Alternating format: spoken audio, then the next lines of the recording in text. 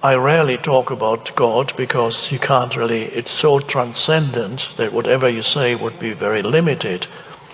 As you know, human language and human thought is relatively limited. How can I make statements about the ultimate transcendent reality just by producing a few weird sounds with my vocal cords, plus air pressure through my tongue and lips?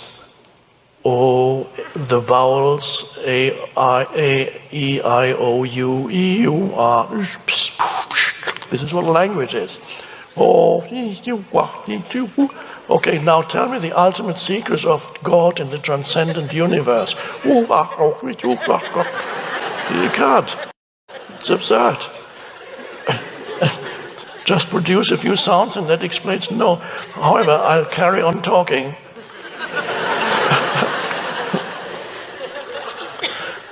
All we can do is give an analogy or like a poetic image of what God might be and how God relates to who you are.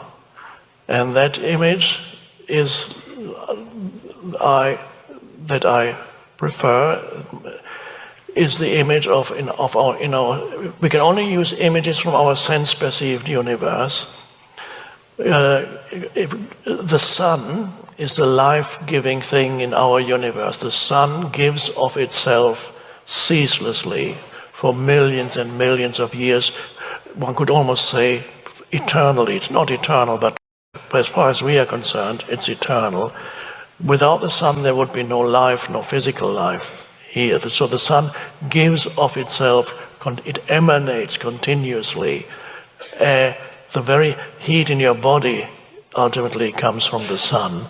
So the sun, if you use the sun as an analogy for the transcendent God, God has no location in space or time. God is neither there, or if we have to say anything, we could say God is right here, because it's transcendent to this dimension. So if we use this as an analogy, the transcendent emanates into this dimension something that creates form, that creates life. And what it ultimately, this thing that it emanates is consciousness. At first, very little. At first, consciousness appears as it were frozen, as minerals and stones. And then consciousness becomes as if it were liquid, if we use the analogy of water, then it becomes vegetative life, and consciousness gradually evolves. So one consciousness, more of it comes in, and then you get animal life, it's like, and then you get human life, it becomes ethereal, it's a human mind.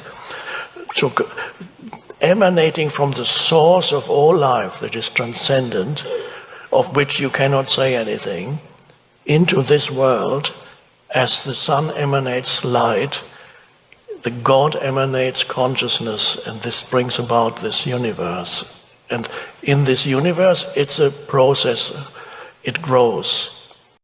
In the transcendent, we don't know anything about that. So, the important thing is, the ray of sunlight that hits your hand, you feel the warmth on your hand, that ray, it's not the sun. You couldn't say, I have the sun on my hand. I mean, if you got close to the sun, you would immediately disappear. But this ray of sunlight is still connected to the sun in some way. It is still part of the sun. We can't even say where the sun exactly ends. It doesn't really end anywhere. It doesn't have a clearly defined surface. It extends outward, so it emanates continuously. So what the source of all life emanates is consciousness. And you can sense that in yourself.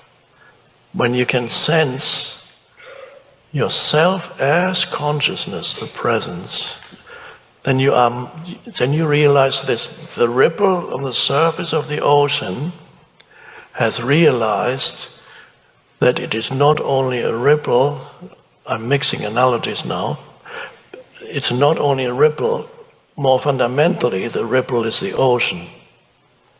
And suddenly the ripple is no longer fearful, because it can sense its deep connectedness to that which is vast and all-encompassing.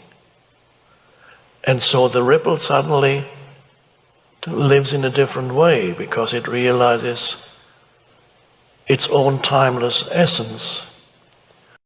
Or the sun, the ray of sunlight could do the same. It could suddenly become aware that it is still connected and part of the sun. It can, and you can sense in yourself the undoubted fact that you are conscious. But not only that, we're creating a duality here that doesn't exist when we say that you are conscious. The essence of who you are is consciousness, so you are consciousness.